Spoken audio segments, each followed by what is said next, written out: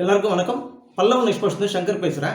இந்த வீடியோவில் நாம் ஃபாரின்லேருந்து எப்படி super bikes luxury cars import பண்ணுறதை பற்றி பார்க்க போகிறோம்.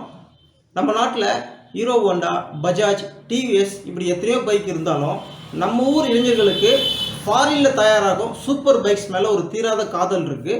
அந்த பைக்கை நம்ம இம்போர்ட் பண்ணி நம்ம ஊர் ரோட்டில் ஓட்டணும் அப்படிங்கிறது தான் அவங்க ரொம்ப ஆர்வம் காட்டுறாங்க. அதனால தான் நம்ம நாட்டில் பல்வேறு நாடுகளிலிருந்து super bikes luxury cars import ஆகிட்டே இருக்குதுங்க.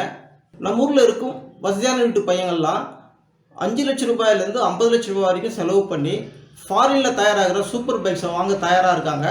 ஆனால் அவங்களுக்கு எப்படி இம்போர்ட் பண்ணணும் அப்படிங்கிற வழிமுறை தெரியல. நம்ம எக்ஸ்போர்ட்டர்ஸ் அவங்கள அணுகி அவங்களுக்கு சூப்பர் பைக்ஸை இம்போர்ட் பண்ணி தரலாம். இதையே ஒரு பிஸ்னஸாக எடுத்து செய்யலாம்.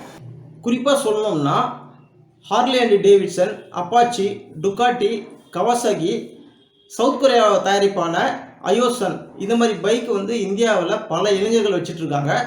இந்தியாவில் பல ரோடுகளில் இந்த ஃபாரின் பைக் எல்லாம் ரெகுலராக ஓடிட்டு தாங்க இருக்குது. ஃபாரின்லேருந்து சூப்பர் பைக்கை நீங்கள் இம்போர்ட் பண்ணிங்கன்னா நம்ம ஊரில் இம்போர்ட் டியூட்டி மட்டும் ஒரு 180%லேருந்து 200% வரைக்கும் போடுவாங்க. அதுவே எலக்ட்ரிக் ஸ்கூட்டராக இருந்தால் 35% தான் அதுக்கு டியூட்டி.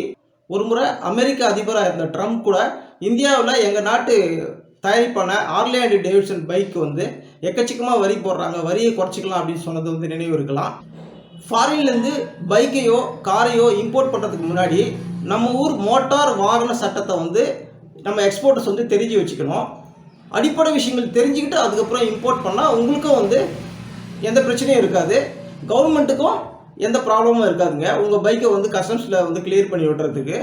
உதாரணமாக ஃபாரினில் நம்ம பார்த்துருக்கலாம், காரில் ஸ்டேரிங் எல்லாமே லெஃப்ட் சைடில் இருக்கும், நம்ம ஊரில் ரைட் சைடில் தான் இருக்கும். ஸோ நம்ம ஊர் ஸ்பெசிஃபிகேஷன் ஏற்ற மாதிரி தான் நீங்கள் காரை இம்போர்ட் பண்ணணும். நம்ம ஊர் பைக்கில் ஸ்பீடாமீட்டர் பார்த்தீங்கன்னா கிலோமீட்டர் பர் ஹவர்னு இருக்கும், அதுவே ஃபாரினில் பார்த்தீங்கன்னா மைல்ஸ் பர் ஹவர்னு இருக்கும். ஸோ இதெல்லாம் நீங்கள் செக் பண்ணிட்டு தான் நீங்கள் வாங்கணும். ஃபாரின்லேருந்து ஒரு சூப்பர் பைக்கையோ இல்லை லக்ஸுரி காரையோ நீங்கள் இம்போர்ட் பண்ணணும் அப்படின்னு சொன்னால் அதுக்கான முழு பணத்தையும் அங்கே செலுத்திட்டு தான் நீங்கள் இம்போர்ட் பண்ணணும். அதுக்கு டிஓ இன்ஸ்டால்மெண்ட்டும் இருக்கக்கூடாதுங்க. அந்த பேப்பரை கொண்டு இங்கே யார் பேரில் வண்டி ஓட போதோ அவங்க பேரில் அதை மாற்றிக்கலாம்.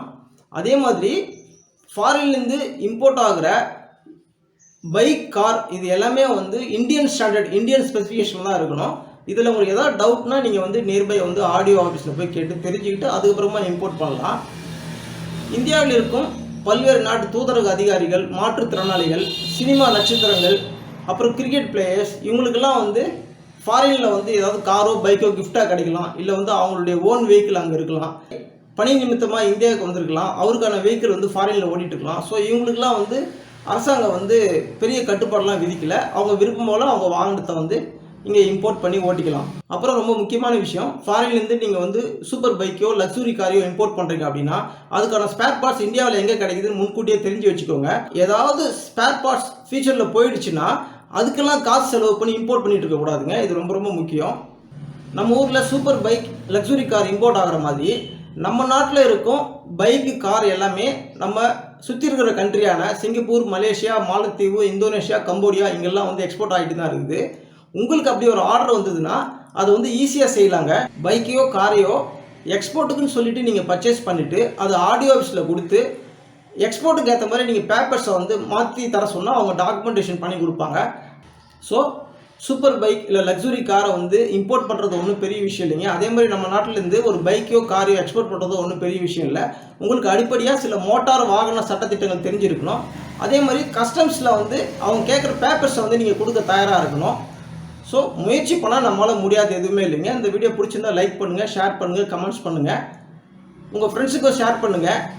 யாராவது ஃபாரின்லேருந்து லக்ஸுரி கார் அப்படி இல்லைன்னா சூப்பர் பைக் இம்போர்ட் பண்ணோம் அப்படின்னா என்னை நீங்கள் கான்டாக்ட் பண்ணலாம். நான் உங்களுக்கு பண்ணித்தரேன். நன்றி, வணக்கம்.